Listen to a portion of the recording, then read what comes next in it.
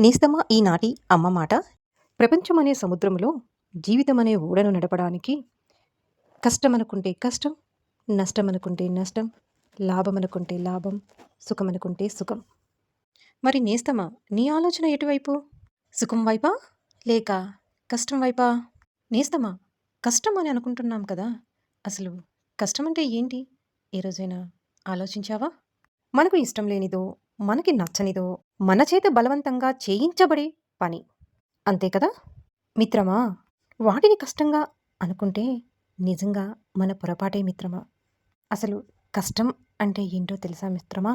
మనకు మంచి జరుగుతుందని మన ఇష్టాయిష్టాలతో మనకు నచ్చినట్లు, ఇంకా చెప్పాలి అంటే మనకు తోచినట్లు మనం ఒక పనిని చేసుకుంటూ వెళ్తామే, ఆ పనికి ప్రభావితమైన వారి కంటి నుండి వచ్చే కన్నీరు ఉంది చూసావా మిత్రమా, అది నిజమైన కష్టం.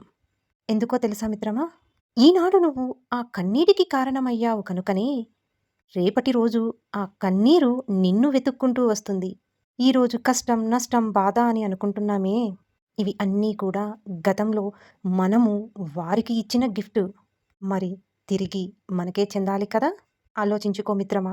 కష్టాన్నైనా, నష్టాన్నైనా నువ్వు సృష్టించుకుంటున్నావా? లేక ఎదుటవారి వల్ల వస్తున్నాయా?